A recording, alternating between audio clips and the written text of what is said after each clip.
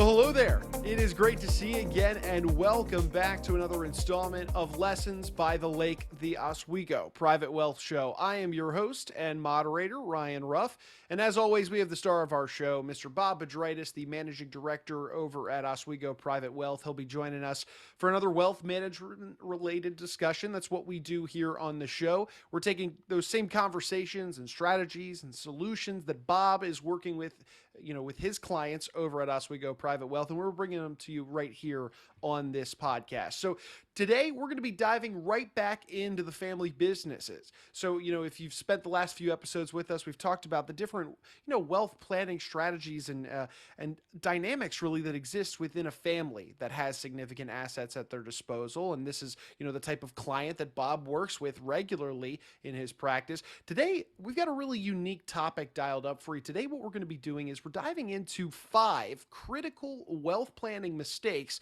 of successful family businesses. And I really want to highlight the word successful because these are the types of businesses that Bob works with, these successful family business owners. But we're acknowledging these 5 mistakes that we're seeing the successful businesses making. So, of course, there's a lot that we can learn from identifying what these mistakes are. And then, of course, the strategies to make sure that you're mitigating these mistakes in the first place.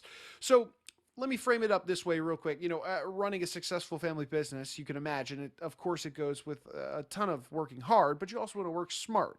And then you also need to couple in the idea of navigating those family dynamics along the way. And they can always be a little sticky, as Bob and I have chatted about. So today we're going to be identifying just what these 5 mistakes are and how you can move around them rather than through them. So let's go ahead and bring Bob on and get today's conversation rolling. Bob, good to see you. How you doing this morning? Good. I'm doing great, Ryan. Good to see you. It's great to be here. Yeah, absolutely. Always a good time when we get together. And Bob, we're sticking with that theme of family businesses today. I know you work very closely with them. So let's start with a high level, as we typically do. Bob, when it comes to family businesses as a whole, I would imagine the need just for wealth planning in general is pretty immense in most cases. Would you agree with that? Talk to me a little bit about this. Well, absolutely. I couldn't agree more that wealth planning is such a critical aspect to the financial nature of a business. Beyond the business itself and what they're running, we still have to be profitable. We still have to make smart decisions about money, mitigate taxes. There are issues with heirs, so on and so forth. So, I could not agree with you more. Yeah, I mean, there's a lot that goes into it. I mean, we've just on our prior episodes have talked about different strategies and solutions, and a lot of elements come into play with a family business as a whole. So, Bob, given all these moving parts that are, operating on a regular basis within a family business, I would imagine there's a risk for mistakes to arise.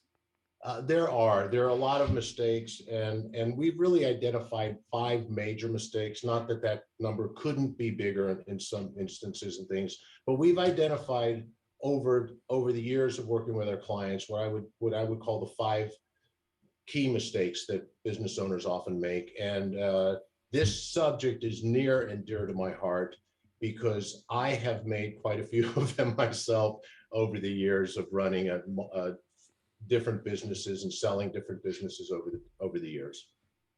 Right, and Bob, and I'm glad you mentioned that because that is a big underlying theme with our show is that while yes, you're working with entrepreneurs and successful family business owners throughout the years at Oswego Private Wealth. I mean, it's big and it's important to note that you yourself has been in those same shoes. So Mhm. worth noting there. All right, so Bob, what would you say then that family business owners and the decision makers for that given business should really be looking for that tells them that a given wealth planner is likely right for them in their situation, when seeking out a particular wealth manager to maybe get that wealth planning under wraps? Mhm. Mhm. No, appreciate that question. And family businesses are the foundation of the success of economies around the world. Family business may be the oldest business model, and a true family business is one where decision making influences multiple generations.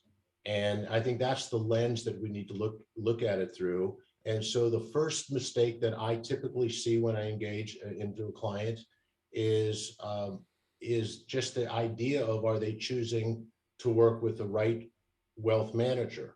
Because so oftentimes people will choose the wrong wealth manager to work with. And by wealth manager, we can define that as the correct uh, wealth manager slash financial advisor. It could be the attorneys that they use. It could be the CPAs or other corollary professionals that they bring in. And oftentimes, people that are advising the business owners have a point of view which is very narrow. It's not holistic on any by any stretch of the imagination. And so, as the old adage goes, if all you have is a hammer, everything looks like a nail to you. And that's what we often find, is that they're not taking the human element into family's goals and objectives into account. They're simply trying to execute on, don't want to say cookie cutter, but on the basic things that they tend to do for everybody, irrespective of the uniqueness of that family's goals and objectives, and that family's business. So that would be mistake number one that I see, is using or choosing to work with the wrong wealth manager. Roger that, Bob. And yeah, we've talked about that importance of the human element being really a foundational strategy that a wealth manager should be incorporating with their work with clients, because yeah, it lies at the forefront of everything that they should be doing for a client, incorporating their goals, their Mhm. uniqueness within, within their wealth plan as a whole. All right. So working with the right wealth manager, that being the first mistake, what would you say might be the second on your list that you're just seeing a lot of family businesses making these days that you want to try and curb as soon as you can? Well, is an overfocus. Number two would be an overfocus on tax reduction or tax minimization. And we so often see the tax tail wag the business dog, if you will, and the idea of where are we trying to go with this business, and then being frankly a little bit too aggressive on different tax mitigation strategies. I remember when I began my practice many moons ago during the Reagan administration, actually, and when the TEFRA, the Tax Equity Reform Fiscal Responsibility Act, was enacted in the early 1980s. It really changed the tax structure in this country. And every CPA, every wealth manager under the sun seemed to be coming up with yet another tax minimization strategy. And frankly, these had no economic value whatsoever. The tax deductions were so large that even if you lost all of your money, which many of these programs did, it was an upside down world. And it's not, Congress has tightened up a lot of those loopholes, but there's still areas out there where people tend to be overly aggressive with tax minimization strategies. And they're trying to reduce the taxes and the structure of those taxes to the detriment of the family's unity and the family harmony, and what the goals of the business are. To, again, we want these businesses in many cases to survive the founders, to survive the owners, to go on to another generation or another three generations. And oftentimes, overemphasis on tax mitigation strategies can thwart those plans, although there were good intentions, but they can really be a detriment to those plans.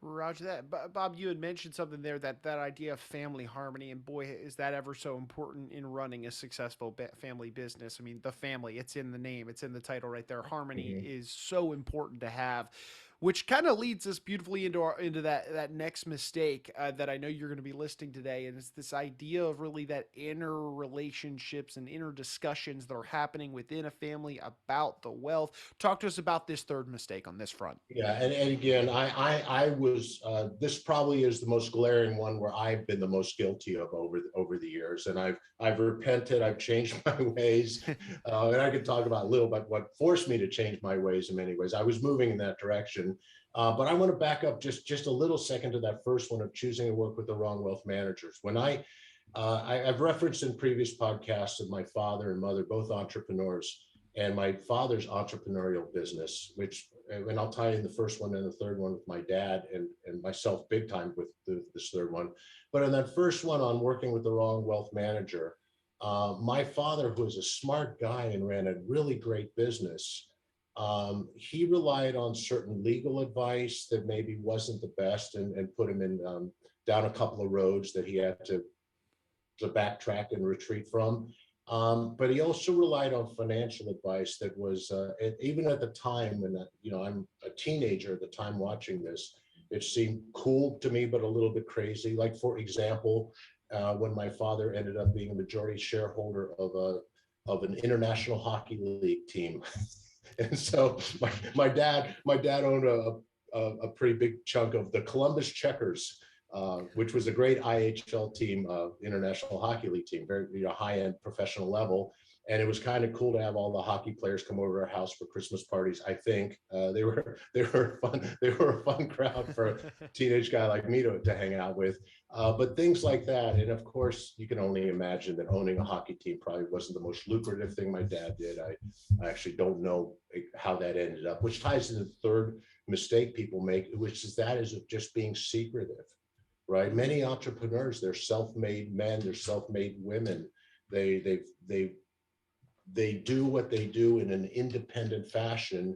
And while the intentions are very good, not to share a lot about the business with children, heirs, even the spouse in many, many occasions, that can be counterproductive. And the idea of not sharing enough information of what the business does and what the financial situation really is, and the kind of the key drivers, the KPIs of what makes the business run, when they have an eye on the next generation taking over at some point. And, finding out how the business is structured and what works in the reading of a will is not the optimal, to say the least. And certainly the ideas of not sharing enough information with those that you think will eventually take over this business and become involved in it. That's just human nature. That's such a strong entrepreneurial trait, to be the captain of their own destiny and their own ship, and not to share enough. And we find that could be a real problem. And again, the same thing.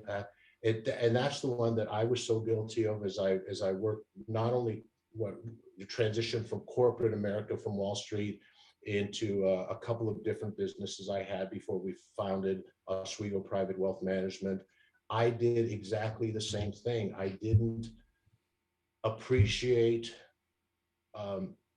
and I didn't respect the counsel of my wife, the counsel of having my children involved in many ways. Of course, I understood that not all that many years ago, and really changed my ways on that. As I said earlier, repented of that.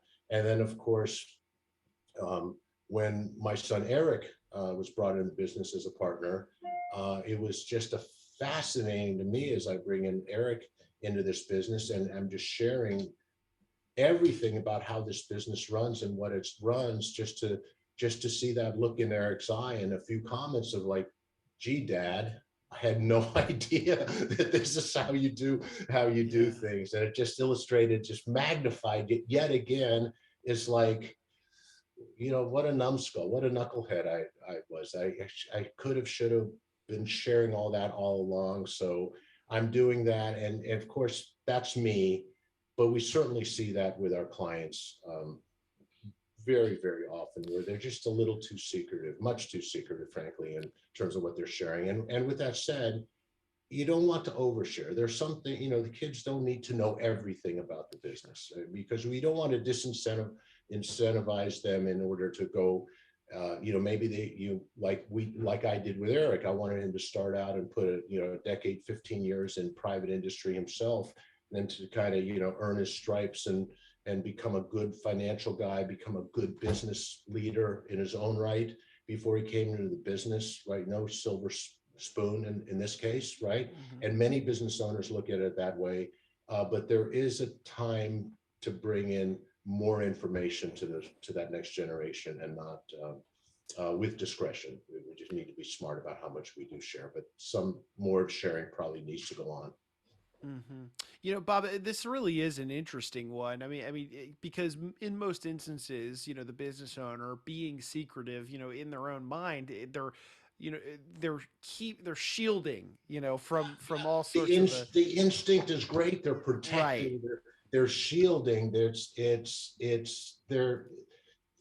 trying to maintain a cohesiveness within the family and family harmony, and they're just like, hey, as the old song, nobody knows the troubles I've seen. No, oh my gosh, the stresses that I carry for this family are immense, and I don't want to burden anybody else with it. Right. And that's not what I'm suggesting at all.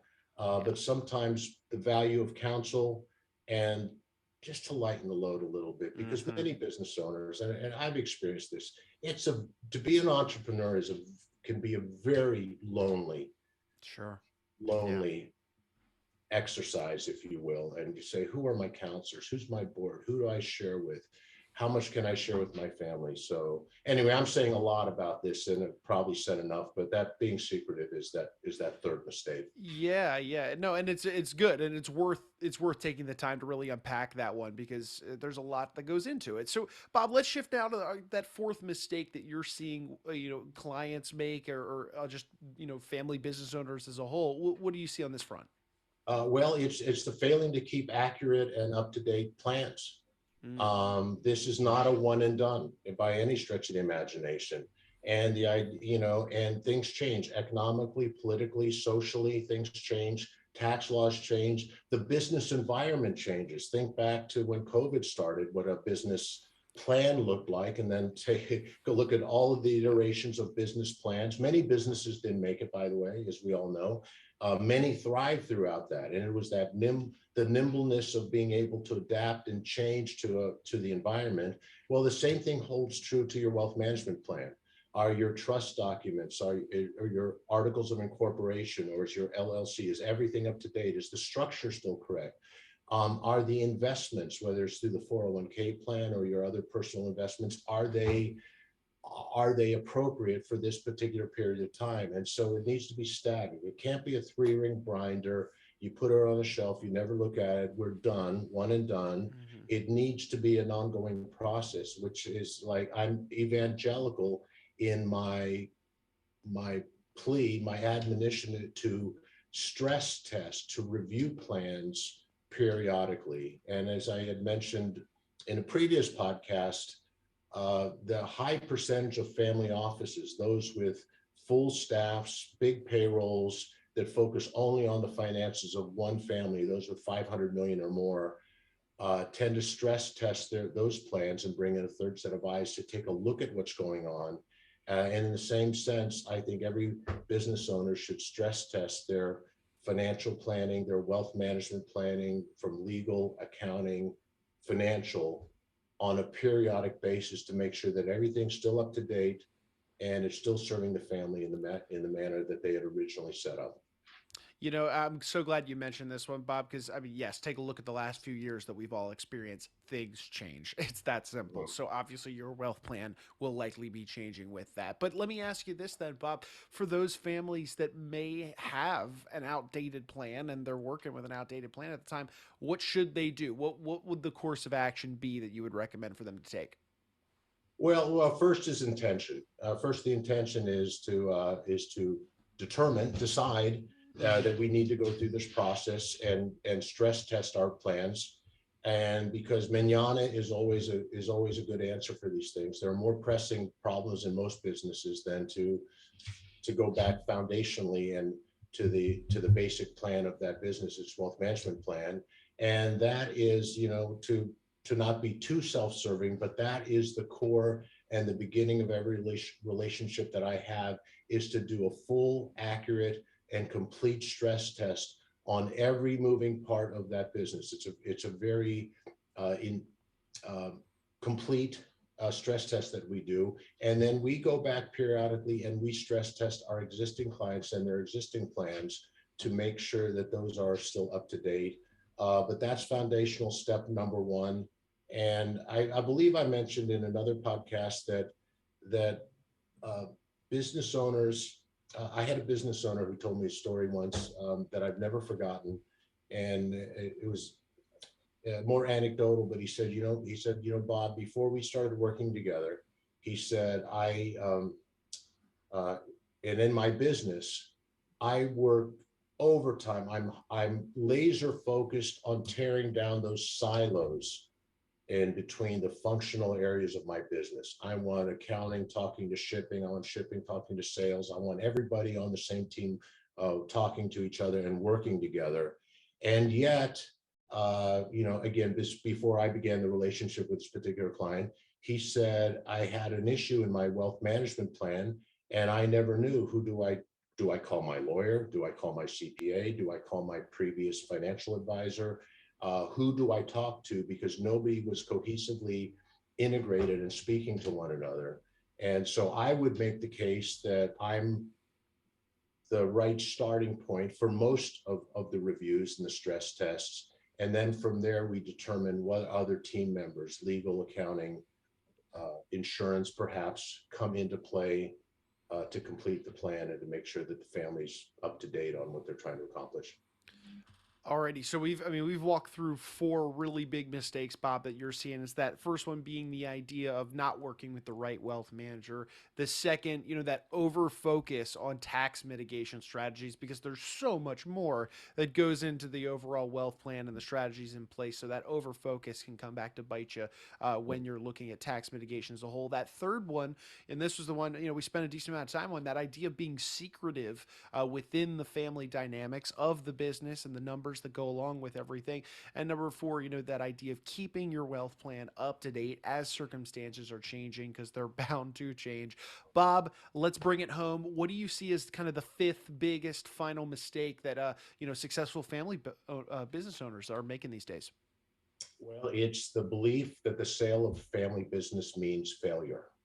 Mm, okay. Um, and I know every entrepreneur listening to Yeah. this feels that their business is one of their children, and that's where they've dedicated a significant amount of their waking hours for a lot of years, and a lot of dreams are always to pass it on to another generation, and sometimes that's just not practical and that's just not feasible. Their children have different interests.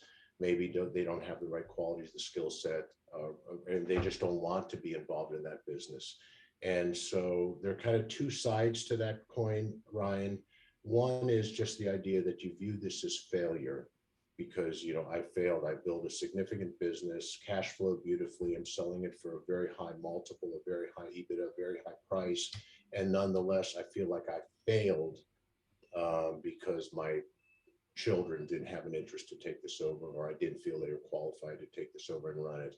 And I think that's just, I don't think that means failure. I just, a third party sale or an ESOP to existing employees, there are other ways to do this. And I think that if that becomes the realization at the inflection point at the time of the sale of the business, that can be debilitating to a business owner Mm-hmm. as they think about what they're going to do with the rest of their life. That's where I think the stress testing, the discovery, the investment planning meetings that we do, and we build around that. And again, once again, I'm talking about the human element of what we're doing. It isn't just X's and O's. There's a human element to what we're doing. And then everybody listening to this has heard this before, but you really need to have a plan on what you're going to do post business sale, whether it's family member or outside party. Because to one day just say, I'm hanging out at home, having my coffee, taking my time, and maybe I got a golf game in or whatever. Um, I'm pretty unfulfilled. I really, I really miss the sense of purpose and what I was doing working. So there needs to be a plan around that too, a life plan, a human element, call it what you will, but believing that the sale of the that the sale of the family business not happening to a family member is tantamount to failure is just not the case. And it's something that needs to be worked through and planned for well in advance of the actual sale of the business. Yeah, sure thing, and I think there is a lot to be said about that idea of life beyond success. That moment of the sale of the business. I mean, there should be things that you're looking forward to, time that you've been waiting to spend with loved ones and family, and maybe travel plans. Maybe it's a small another business opportunity. Maybe it's even a small part time opportunity. I mean, life Oh, beyond that moment of the sale of a business can be a really exciting moment. So I'm glad you brought that one up, Bob. And so, Bob, we've covered these five critical wealth planning mistakes, that you're seeing successful family businesses make regularly, routinely. we wanted to throw them out there for our audience so that they can kind of mitigate and make their way around them or address them if they are a little guilty of making one or a few of these. But Bob, for anybody that might have any further questions about what we discussed today, and maybe they're interested in talking with you and your team about where they and their business fit into these, different mistakes and how they might be able to get around them, what would you say is the best way that somebody could get in touch with you and your team to maybe just set up a call and talk through some things? Yeah, no, thank you for asking that. And before I answer that question, the best way to reach me is I just want to interject one last thing that just kind of came to mind as we're Please. having this conversation. And you triggered it when you said, success to significance. And there was a book written many, many decades ago by a fellow named Bob Buford, and he called it Halftime. And it's that's transitioning from success to significance. I think it's still in print. And of course, I read it all those many years ago. And I still have friends and clients that have stumbled upon this book, Halftime, of going from your life of success to your life of significance. And irony lost on nobody. Most people I know reading this book are 50 or 60 years old, and if we think it's halftime, then we're very optimistic people. We're going to live to 120. Right. But anyway, that success to significance, that's a big part of the human element of this planning, because we don't build businesses, we don't contribute to our communities, we don't protect and provide for our families just for the idea of saying whoever has the biggest pile of cash when they die wins. Mm-hmm. It's the purpose driven life of that wealth, of that blessing that you were able to enjoy. And the best way to reach me is through our website. You can go to oswegoprivatewealth.com, and that's a great starting point to have more information on me and Eric and on our firm and what we do and how we do it. You can schedule a meeting through that website. You can see various podcasts that we've done and our story on the website. And I think it does a reasonably good job of explaining what it is we do and how we do it. So. Fantastic. Well, Bob, look, you're a busy guy. I appreciate you carving some time out of your day to be with us here to dive into these different mistakes that you're seeing family businesses make. And looking forward to having you back on the show and diving into another topic down the road here. Me too. Thank you very much, Ryan. All righty. Thank you, Bob. And look, hey, we want to take one final moment, as always, to thank you guys, our audience, for jumping aboard and being with us here on the show today. As always, we ask you, if you liked what you saw today, you benefited from any bit of the conversation, do us a favor and hit that like button, comment on the show, subscribe to it on whichever platform you're checking us out on today, and then, of course, share this information, right, with friends, family, business owners, anybody that you think would benefit from these types of conversations. I mentioned it at the top of the show. I'll say it again. We're bringing the same kind of conversations that Bob is having with his clients over at Oswego Private Wealth on a regular basis, anytime they're coming into his office. And we're bringing them right here to you guys on this show. So we've got a lot of great topics curated for this show, and we would hate to have you miss out on any good stuff down the road in some future episodes. So for Bob Adritis, I'm Ryan Ruff. We're going to go ahead and say so long, but we appreciate you being with us on today's installment of Lessons by the Lake.